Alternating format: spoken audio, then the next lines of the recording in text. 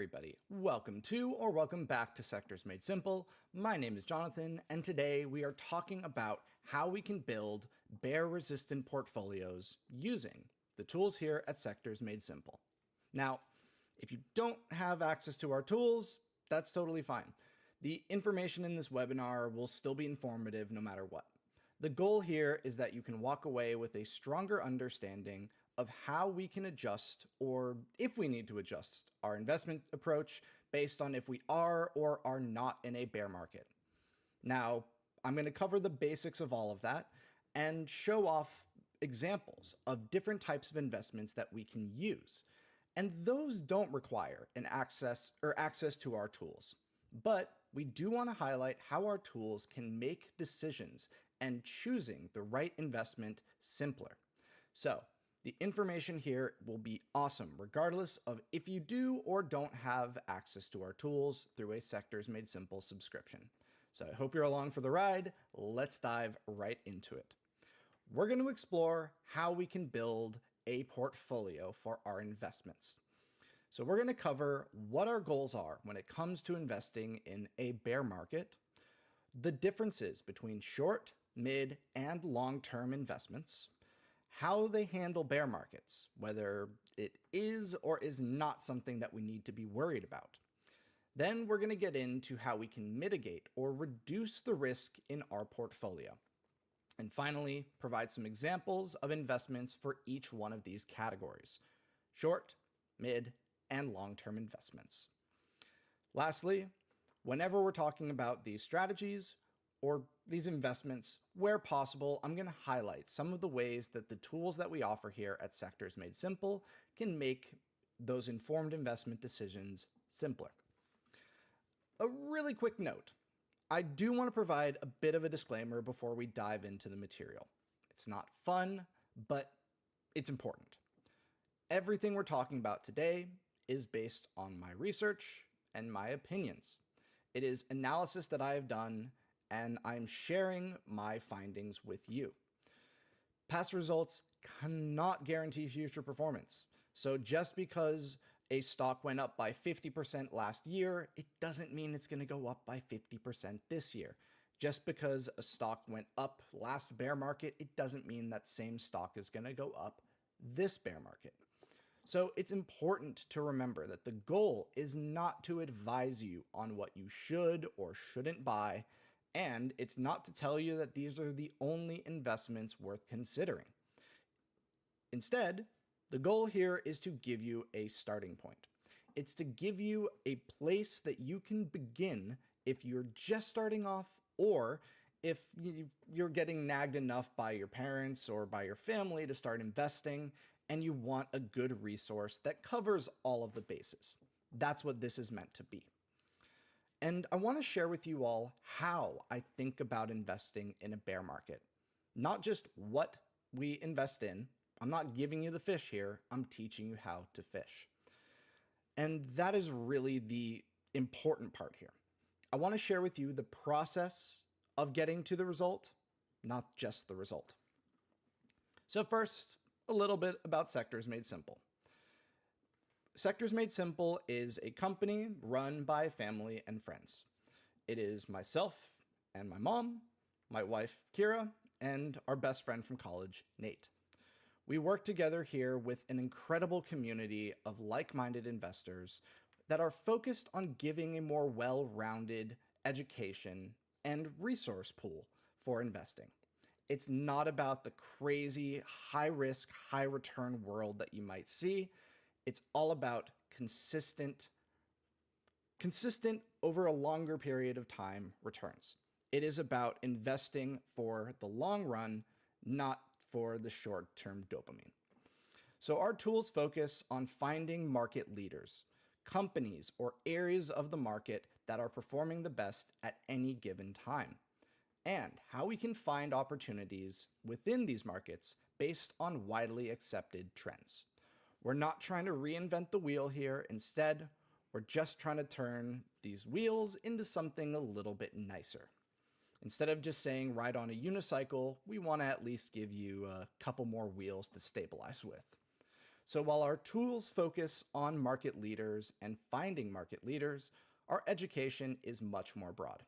We cover everything from options to swing trading, all the way to more slow and defensive strategies like sector rotation, as well as what's going on in the world.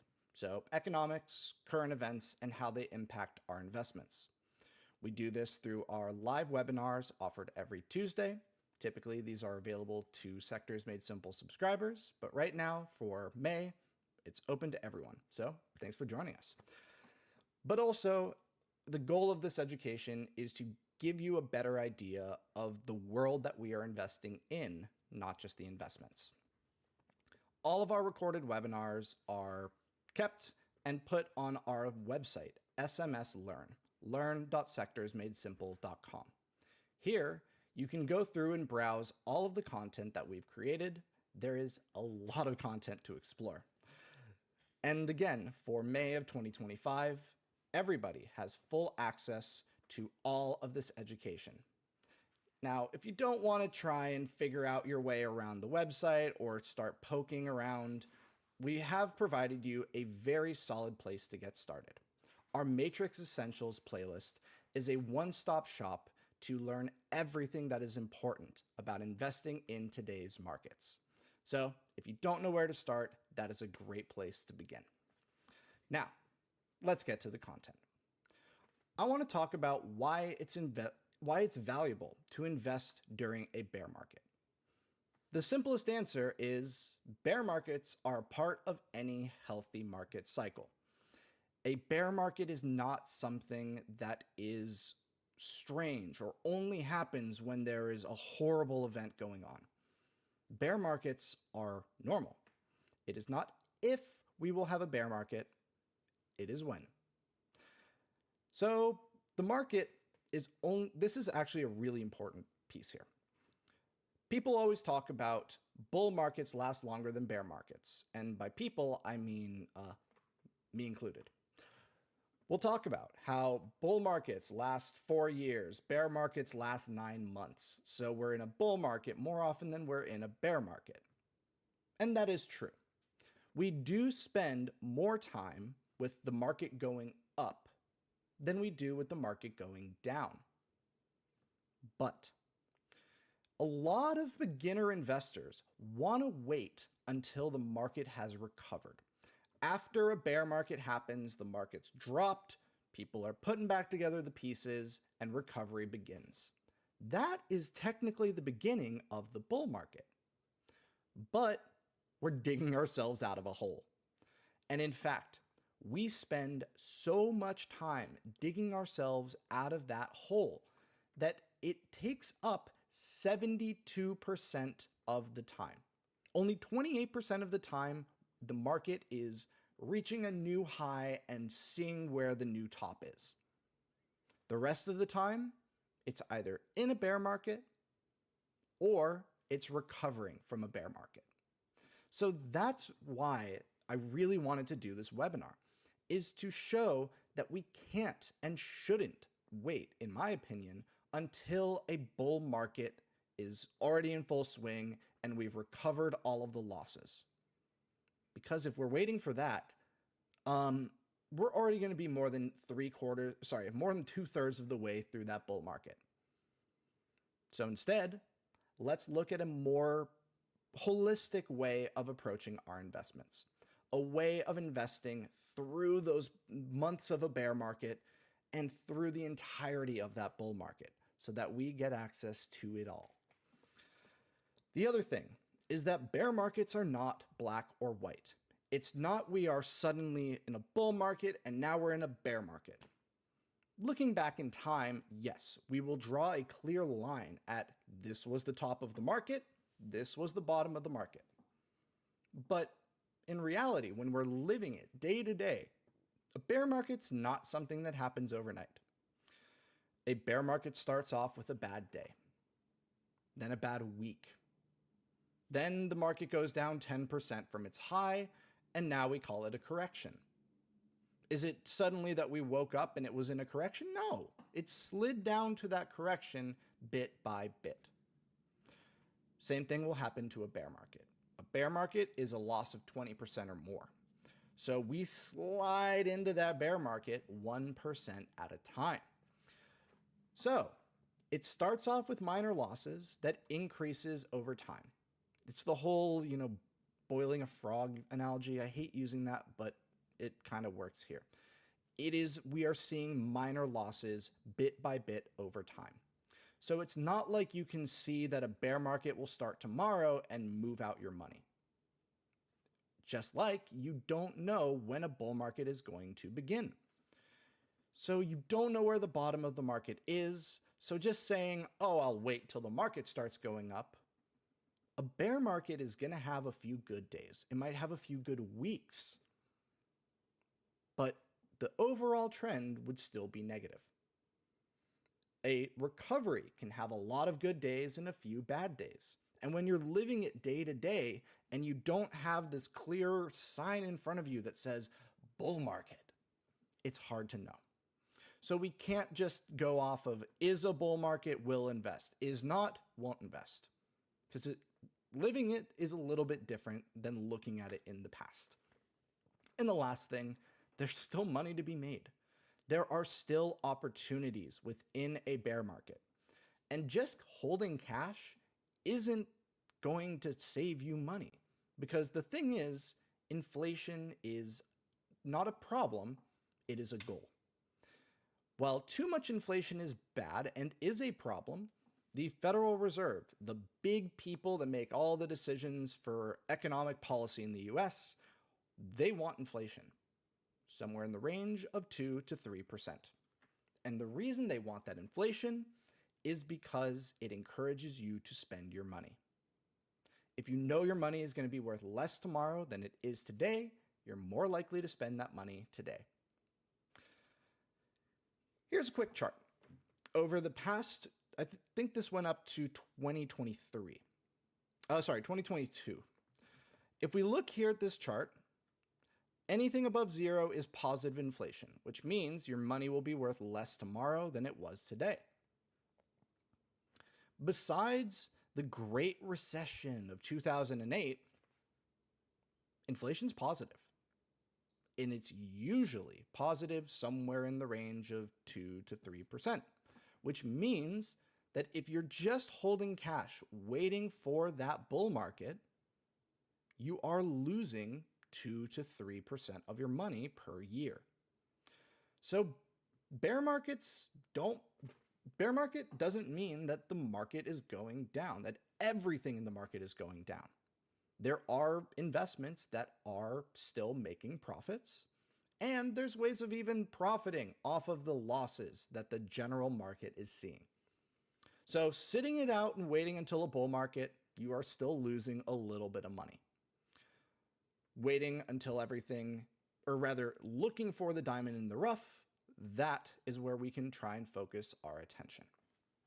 But how we do that will differ because everyone's goals for investing and all of the different types of investments, short, mid, and long term, all have different goals.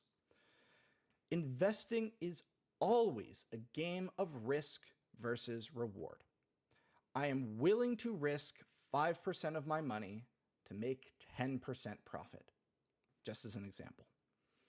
This is especially true during bear markets, because during a bear market, there will be, on average, higher volatility, meaning prices are changing a lot faster, which means there's a lot more uncertainty. We don't know that the market is going to trend positively over time, because a bear market ending is not an if, it's a when. Also, while the entire market, again, S&P 500, Dow Jones, all of these major indices have always recovered their losses, it can take time. Like I said before, for the S&P 500 over the past 125 years, 72% of the time, we are either in a bear market or trying to recover what we lost from that bear market. So only 28% of the time, we are creating new highs. So that means that our goals need to be planned accordingly. So our goal during a bear market might not be to maximize profit. That's when things are going really well. That's when you can look at the market and say, I want to make 30% return this year. In a bear market, our goal might be a little bit different. It might not be to maximize profits or avoid losses, because avoiding losses entirely is unfortunately impossible. It's to find a level of risk to reward that we're okay with. And that will change depending on every person. Some people, me, are very risk averse. I will do whatever it takes to minimize how much risk I'm taking on. Why? I like waking up in the morning and having a little quiet morning, making some coffee, not rushing to my phone to see what's going on with my investments. If I was trading some high risk thing, I would sleep terribly, and I'm not built for that. So for me, I'm not willing to take on a crazy amount of risk, but I have to give up a certain level of potential gain as a result. You might be different, and I encourage you to be different. But just like each person's goals might be different, so will be the goals that we have depending on what we're investing for. How we treat our active investments, the things that we're buying and selling every day, is probably going to be different than how we treat the money that we're putting into our 401k or IRA for retirement. You'll likely invest in different things, and you'll likely have different expectations for how much risk you want in each one. So with that said, let's explore the differences between short, mid, and long-term investing. And for each one, we'll talk about how the risk to reward might vary and what some examples of investments could be for that group. Let's start off with the fun stuff. Short-term. Short-term investing is what most people think of when they think of people investing. You're buying and selling constantly. You're looking at the market every day. You're getting alerts on your phone for buy signals. That's what people think of. And they're thinking of short-term investments. These are typically investments that you are holding on average less than 2 to 3 years. But most importantly, short-term investments are considering when you want to see results. I want to see profits in less than 2 to 3 years. You're probably thinking about and planning for short-term investing. You're usually holding these investments in a standard brokerage account that you opened with Fidelity, TD Ameritrade, Robinhood. And you're going to have a little bit lower level of short-term accepted risk. Accepted risk, by the way, is just, I'm willing to accept that I could lose 5% of my money. That's an example. So if you're investing short-term, if I want to see results within 2 years, no, I want to see results within 6 months, I'm not as willing to lose money this month because I'm only investing for 6. I don't want to lose 1 month and then have to spend the other 5 months regaining that ground. That's not fun. Now, this can vary depending on your investment style. Some people will choose investments that are very high risk, high reward because they're trading these every single day. That's a different story, and I'll talk about that when we get to it. But for most people thinking about short-term investments or beginner investors just looking to dive into it for the first time, you're not trying to think about risk as it'll, law of averages. It'll all average out eventually. No, you're going to look at every trade and just see that single trade and be super happy or super bummed if it goes well or not. Many investors will look at their short-term investments as their fun money for 2 reasons. One, they could probably put some money into that account and try and grow it over time. With this, they're not making regular contributions to that account. They're not putting in $5,000 every single year. Instead, they might put in $5,000 once and then try and use that $5,000 to grow it over time. Now, fun money, again, can be one of two things. It could be that it's where you have fun. Like I said before, some people will choose types of investments for short term that are very high risk, but also high reward. That can be, and is for many, their day jobs. They could sit there and day trade stocks and make a living off of the gains that they're making every single day. They'll have some good days and some bad days, but the goal is that they're winning more than they're losing. And when they win, they're winning higher value than they're risking. But for the majority of people, short-term investments are investments where they're looking to take some of that money out and use it for fun. It might be you take some cash out because you did really well in Nvidia and use that to treat yourself to a nice dinner, or go on a holiday, or put a little bit of money towards, your rent, or putting money aside for an emergency fund. Things like that are ways that people will use short-term investments. They're not keeping it in there until they're 59 and a half. No, they're probably putting some money in there, hoping it grows in value over time, growing it in value over time, and then taking out little bits whenever they want to. Now, bear markets really affect short-term investments because you're not experiencing a full bull and bear market cycle. That cycle on average is around, between friends, I'm going to round up to 5 years. So you're not seeing that full 5-year cycle, which means there is a chance that you are investing entirely in a bear market or entirely in a bull market. Let's hope for the latter, not the former. But you're really going to be focused on the current conditions of the stock market. If the market is in a bear market, it's going to be pretty tough. It's going to be much more difficult than if it was in a bull market to see those short-term gains. And what you invest in will change significantly depending on if you are in a bull market or a bear market.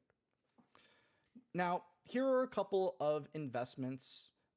If I wanted to list every type of investment for short term, it would be almost every type of investment. So here I wanted to highlight bear market specific investments. These are not guaranteed to make profits in bear markets, but they offer a way to generate or either generate more return or avoid risk during bear markets. They include fixed income securities, short-term stock trading strategies, inverse ETFs, and options. Let's dive into them. Fixed income securities, in my opinion, are the lowest risk out of these four. They offer a fixed return, fixed income. Typically, it's offered as an interest rate. Examples of fixed income securities include bonds, certificates of deposit, CDs, money market funds, and Treasury inflation protected securities. Thankfully, they gave us an acronym, TIPS. All of these offer near zero risk, near zero, there's no such thing as zero risk, and some return. Current money market rates, probably around 4%, comparable to a high yield savings account. Bonds, somewhere in the range of 4.5%. CDs, depends on the bank or the issuing institution, somewhere in the range of 3 to 7%. And Treasury inflated TIPS, I'm not going to try and say that one again. Those change very frequently and are tied to inflation.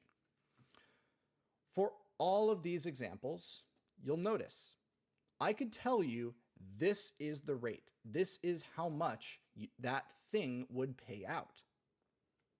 So these all are near zero risk because it's tied to a large institution. There is a large company that is putting their or that you are putting faith in to uphold and pay out that interest. And 99.999% of the time, they do. So all of these are near zero risk and offer some return, usually slightly above the rate of inflation. Due to the similarities between these, there's not much analysis we can do to compare them. How you make a decision between these can vary and will vary. So if this is something you're interested in, either shoot me an email at support@sectorsmadesimple.com or check out the Learn site, where we do have plenty of webinars talking about bonds, CDs, tips, and more. But as a whole, these are not going to be your money makers. You're not going to be looking at your bonds as the reason you're going to go and buy that Lamborghini in 2 years.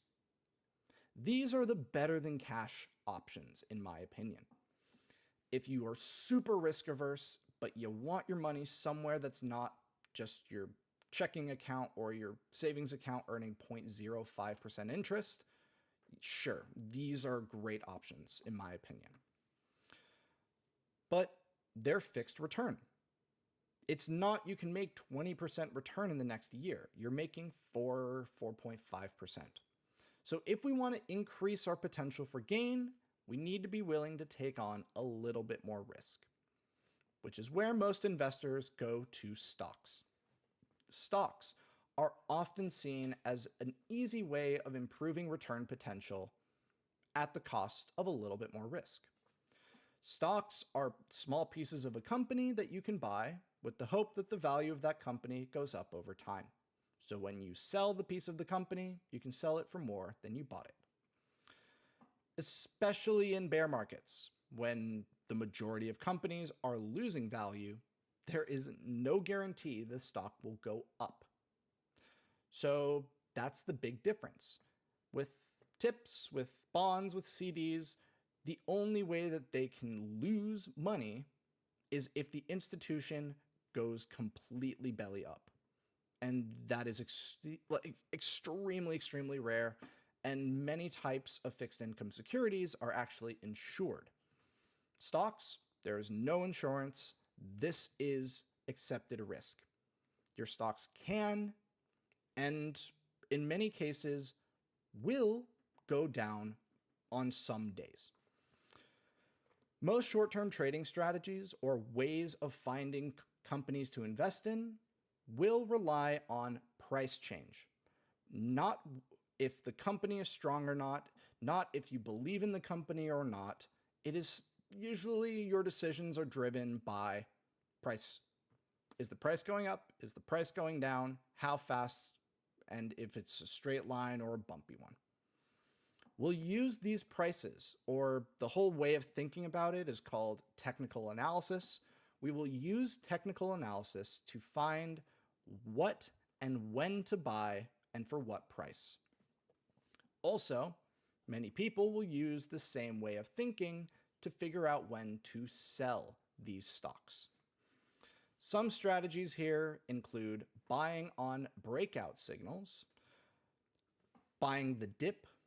That's the very common phrase. The less common phrase is swing trading, and then rebalance strategies, trading at certain intervals, be it once a week, once a month, and so on. Here is where Sectors Made Simple can help. If you want to buy on breakouts, which means you are buying a company when it is going on a new high price, whether that be its all-time high price or just a recent high price.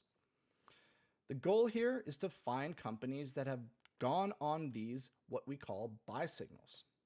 And we can use a tool called the S&P 500 screener that we offer to find companies that are doing just that. I don't know why the image didn't come up. Let me see if I can fix that. In the meantime, enjoy a picture of my cat. Let's figure out why that image didn't pop up. There is no reason why it shouldn't have. Hey, there it is. The magic of computers and live presentations. So, the S&P 500 screener Slightly small image up here, but bear with me. The goal here is that we can filter to find companies that are on those buy signals called breakouts and sort by date to figure out when they went on those signals. So here we have a list of 10 companies that all went on point and figure buy signals yesterday, Monday, May 19th. My apologies. Another way of looking at our investments and finding strategies for them are swing trading, or is swing trading. Swing trading is slightly different. Here, the goal isn't to buy a stock that is going on a new high and sky's the limit. Instead, we want to try and find companies that are currently going down, but might bounce and go back up. The goal here is that we can buy because the market doesn't go in a straight line. Even in a bear market, some stocks will have periods of time that they're going up. In a bull market, they might have periods of time when they're going down. So what we can do is find when they're going through those little dips in the cycle and buy into them. The tool that we have for that is aptly called Swing Trade Setups. We get a list of a bunch of companies and we can see what direction their price is currently going in, up arrow, down arrow, pretty straightforward, and what their most recent signal is, breakout or breakdown. What I've highlighted up here is a list of companies that are currently, their prices are currently going down, but they're still in a buy signal, meaning that their long-term trend, the current is pushing them positively, but right now they're just swimming against it a little bit. And the hope is that they'll get tired and get carried by the current back up. And then finally, rebalance strategies. Before I cover these in too much detail, I want to provide a disclaimer here. These strategies do extremely well when the market is stable. They rely on doing math, back testing, ways of using past results. We can't guarantee future performance, but we can use past results to find ways of thinking, to find recipes that work or have worked. When the market becomes unpredictable, when, tariffs become a thing, these strategies can't really account for tariffs. They're not machine learning, they're not AI, and for some of you, you're probably breathing a sigh of relief at that. There's enough AI stuff out there. We don't need all of our trading strategies to be as well. The downside, though, to that is that these strategies can't look at tariffs and suddenly know how tariffs affect everything. So when the market is more unpredictable, these strategies do lose a little bit of their value. But if we are looking at these up to the maximum of that 3-year level, some of these strategies have offered 130% return compared to 45% from the S&P 500. And this strategy trades one thing once per week. That's it. We can't promise those returns in the future, but what we can do is use these as a way of thinking about investing. And if we take a lot of strategies and ask each one of them what they're investing in, we can get a bunch of opinions to make a more informed decision with. Moving on, inverse ETF and friends. Inverse ETFs are really fascinating because what they do is they try and copy the performance of an index. An index is any set group of companies.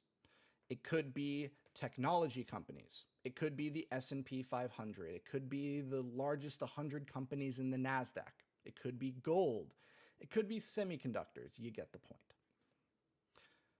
But while most ETFs go up when that index goes up, inverse ETFs do the inverse. Surprise. They move in the opposite direction from the index.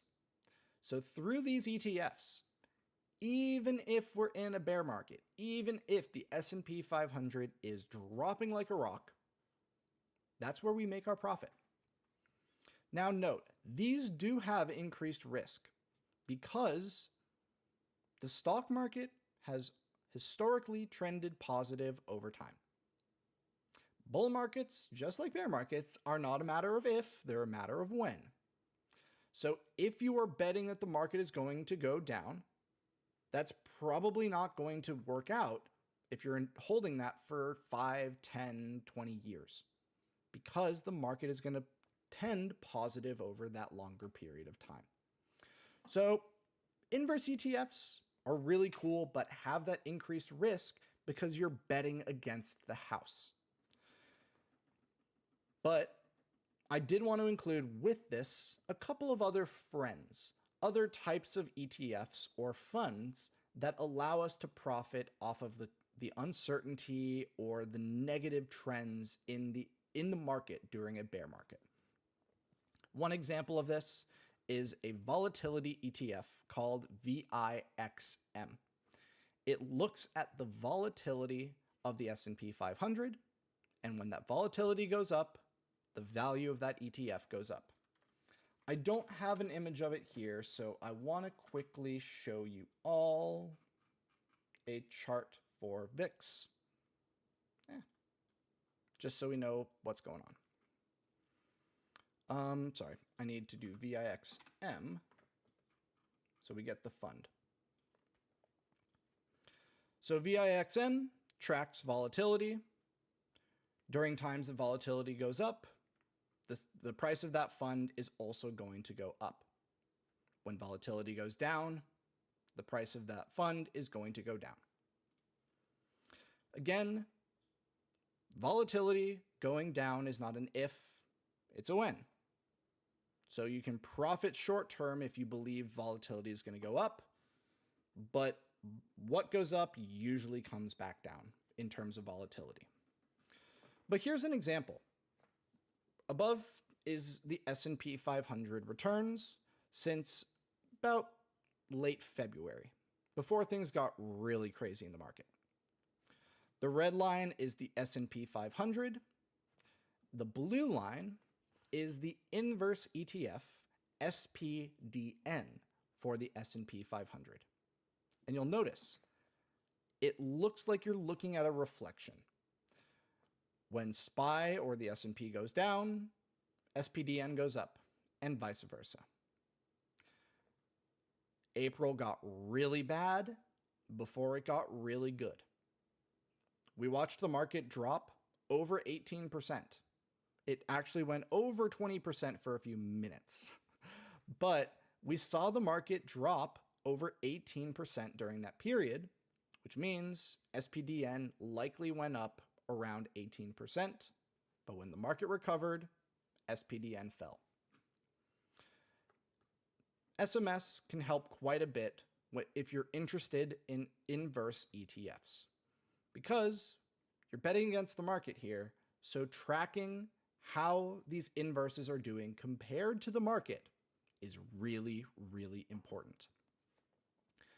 A lot of what we do at Sectors Made Simple has to do with relative strength, comparing different companies against each other to find which ones are leading, short-term and long-term.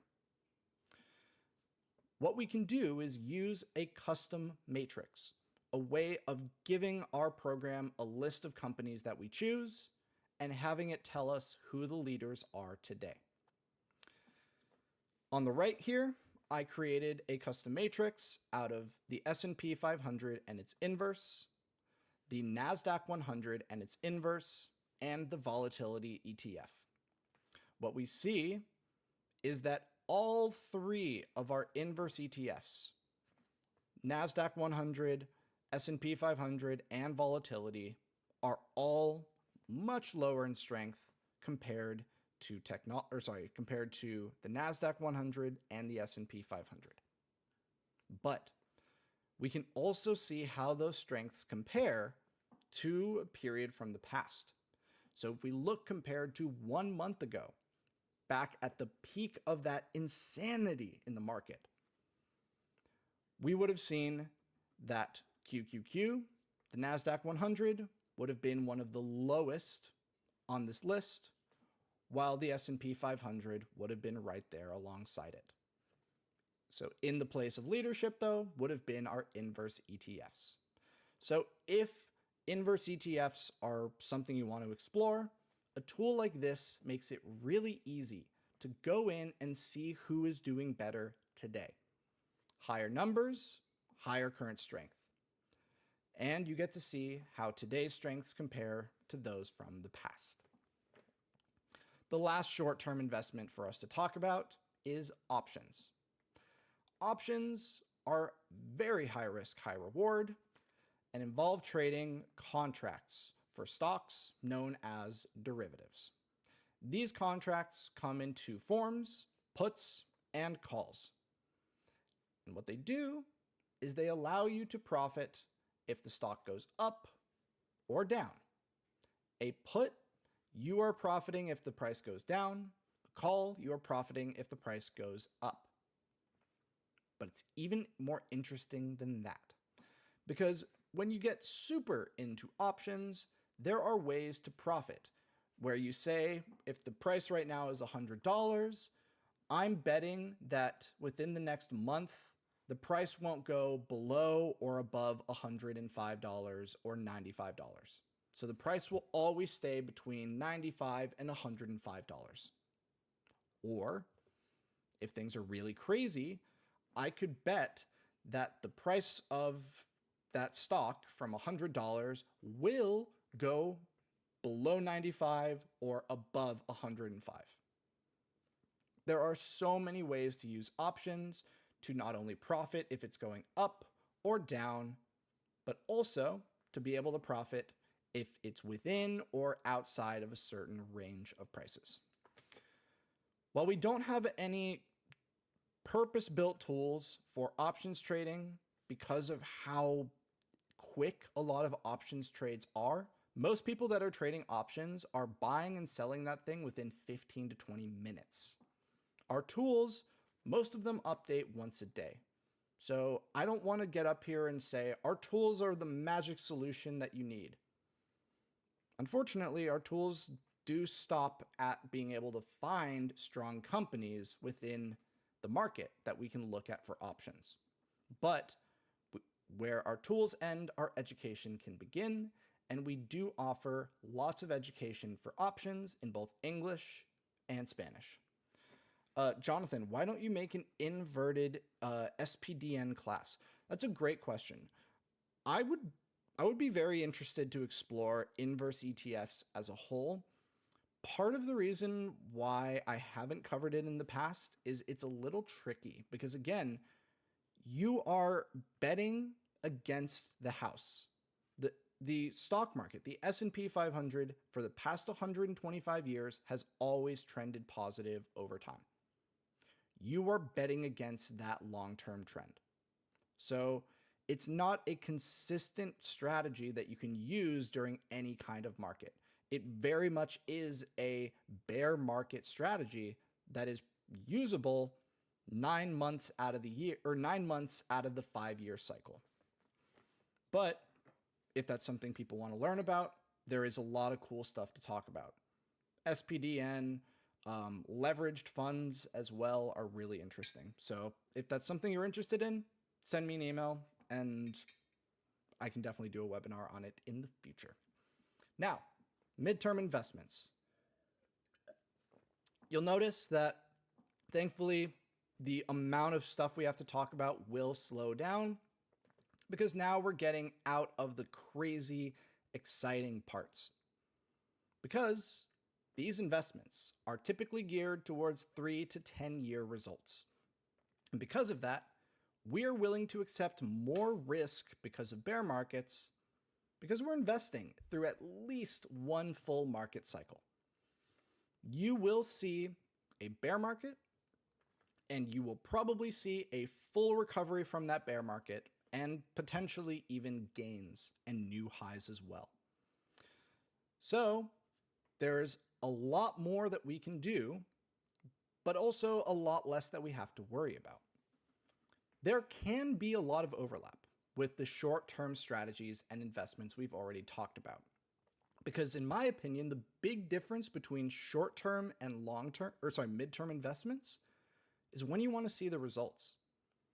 If you are investing short-term and you have one bad month, that's going to be pretty gnarly. You're not going to be very happy. But if you're investing for seeing results in 5 years, one bad month is pretty easy to just shrug off. So midterm investments will have a lot of overlap. And honestly, most of the things we've talked about for short term work pretty well for midterm as well. So I wanted to have two unique investments that we could talk about for midterm, being dollar cost averaging, basically any stock, and dividend reinvestment plans, DRIPs. Dollar cost averaging is super fun.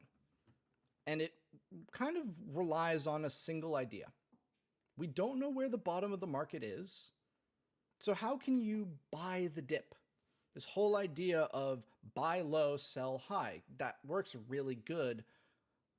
How do you know where low is, and how do you know that it's not going to go lower? Dollar cost average is a way of managing that worry. What it can do will vary depending on person to person. Some people will buy in regular intervals. So once a month, they'll go in and buy some stock. Or when the market goes down by a certain amount, they'll buy it. Or when it goes up by a certain amount, they'll buy it. So your mileage may vary, but what doesn't change is this simple idea. You're buying shares of a company at different prices over a longer period of time. And typically, you're ignoring what's going on in the market right now. Bull market, bear market, I don't care. If the price is going up, if we're in a bull market, let's say, you're buying more shares to increase your profits. If you're making 10% on 5 shares, you could also make 10% on 10 shares. So you buy in and get more shares. If the market's going down, or if the price is going down, a lot of people might think sell, sell, sell. Dollar cost average says the opposite. If the price is going down and you feel like over that 3 to 5 year period of time, it will be profitable, buy more. The reason is that if you bought 5 shares for $100 and then 5 shares for $80, your average cost per share is now $90. So instead of having to have the price go back up to 100 to break even, now all you need it to do is go up to 90. So dollar cost average is a wild idea because it breaks the kind of intuitive response of if it's going down, I'm going to sell it. Instead, it says if it's going down, I'm going to buy a little bit more. So you are trying to buy the dip by saying when it goes down and I think it's going to start going up, I'm going to buy more. If it goes down a little bit more, you shrug it off because you're in it for the long or midterm run and you buy a little bit more. And by adjusting where that dollar cost average is, it lowers the price that you need to break even, or if the price is going up, it gives you more equity to have go up over time. Sectors Made Simple does have quite a few tools that can be useful for dollar cost average strategies. But one example, once again, is the S&P 500 screener. Because regardless of if it's going up or down right now, I'm probably going to be looking for a certain type of company. The strongest company in the strongest sector that's currently in a buy signal. Our tool makes that super easy. All 500 companies in the S&P 500 are given a score out of 100%. The higher the score, the higher the strength. We also look at what sector, what type of company is the strongest right now on average. Currently, it's either technology companies or industrials companies. I put industrials here for this example. With literally 4 clicks, we can get a list of the strongest companies in the strongest sector that are also currently on a buy signal. All of these, in my opinion, could be used for dollar cost average. If you don't want to sift through this list, or if you're a little overwhelmed, throw them into a custom matrix and compare just that short list of companies within just that group. The other one is dividend reinvestment plans. These are a topic I've covered a lot here at Sectors Made Simple. And they operate off of the idea that dividends are a good thing. Many companies will pay out dividends to their investors. They'll take some of their earnings, some of their profits, and give them out to shareholders as a thank you. While many companies pay out dividends, most of these companies pay out their dividends on a regular basis, usually quarterly. Some pay out dividends every single quarter, every 3 months. And a handful of these will increase how much they pay out every single quarter. So last quarter, it was $1. This quarter, it's $1.10. Next quarter, it's $1.20. But a few have done this for 50 years or more in a row. These have a name, and we call them the Dividend Kings. These are companies that have paid out consistent, increasing dividends per quarter for at least 50 years. That's a lot of time, well beyond what we would think about for midterm investing. And currently, out of the thousands of stocks there are in the stock market, 55 meet these requirements. The reason that dividend reinvestment plans can be a great midterm investment, in my opinion, is because they allow us to grow our equity. By taking those dividends and investing them, putting that money to buy more shares, we are increasing our equity. So you are buying more shares to make more dividends, to buy more shares again. But also, in a bear market, those dividends are gains. So we are gaining some value back, even if their share price is going down. But also think about it like this. If what you're trying to do is invest on 3-year basis or 5-year basis, you're in it for the midterm run. You will get 20 dividend payments, let's say. If you're constantly reinvesting those dividends, you're kind of dollar cost averaging because you're constantly buying more shares. And if their share price is going up, you get some more shares, so those also go up in value. But if their price is going down, that dividend is still going up. The number is still going up. So you're able to buy more shares for that money. Either way, the hope is that over that midterm period of time, their stock price will still trend positive, and at the end of the period, not only will the share price hopefully be higher, we will also own more shares as a result. These companies, if they've offered dividends for 50 years, have weathered many bear markets and have come out the other side unscathed. So they are tested through good markets and bad markets and are still here to tell the tale.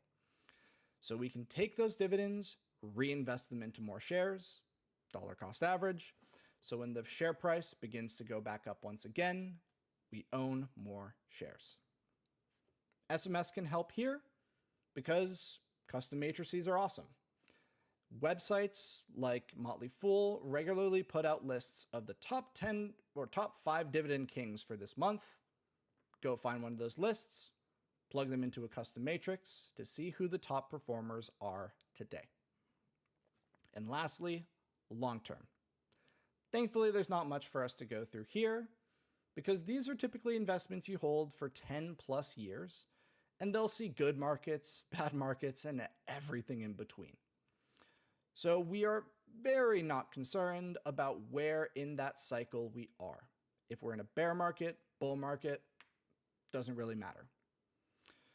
Typically, You'll see long-term investments used for things like retirement accounts, 401ks, and IRAs. The reason? Retirement's probably quite a few years away, and even if retirement is getting closer for you, putting that money into that retirement account is still tax advantaged and can offer some benefits. I wanted to give two notable examples here for investments that a lot of people consider for their retirements, being target date funds and index annuities. Target date funds are funds with a single purpose in mind: maximize returns by a set date. It could be a 2060 fund. So their goal is by 2060 to have as much profit in that account as possible. They do this by starting off with higher risk investments so they can make a lot more money, and if they lose some, that's okay. We got 40 or 35 years to make it back. But over time, and as their target date gets closer, they get more defensive to protect those gains that they've generated over those early years. And the second one is index annuities. These are actually insurance contracts, but are used as investments because you are given returns, you're given interest basically, based on the performance of an index. For example, the S&P 500. Here is a very simplified example of an index annuity. If that index goes up, you are paid out a certain amount of the return. They take some money out for fees. They might not give you 100% of the earnings. They might only give you 80%. And they might have a maximum of how much you can earn per year. Again, why I said very simplified. But the benefit of these compared to investing in the index yourself is that you are paid out a minimum rate guarantee. So if the index goes down, it might be that you get 0%, or it might be that you get 3%. Regardless, you are not worried about the losses as much because they absorb those losses. So the benefit is that you get to enjoy some of the gains of the market going up, but not as much of the risk if it goes down. And all of this can vary depending on the contract. That was a lot of information. A lot of it was stuff that you don't need a Sectors Made Simple subscription for, and the tools obviously are. But if you're interested to learn more about Sectors Made Simple, our tools, our education, or to see if we can help you reach your investment goals, I'm not even going to say how, or rather if, I'm going to say how we can reach your investment goals. Give us a call. You can reach out to us via our email, support@sectorsmadesimple.com, or schedule a one-on-one meeting with me at sectorsmadesimple.com/one-on-one. But that is all the time that we have for today, everyone. Thank you all so much for joining us for this webinar. I hope you found this information helpful and reassuring that bear markets, while not fun, are not periods that we should be terrified of. There are ways to profit during bear markets, both short-term, mid-term, and long-term. But most importantly, bear markets will end. And if we wait for just new highs to be reached, we're going to be waiting a little bit too long, in my opinion. So learn the basics and take what we've learned today and run with it. If you have questions, either schedule a one-on-one with me or send me an email. I'm always happy to chat at how we can help make investing simpler for you. Thank you all so much. Take care. Bye.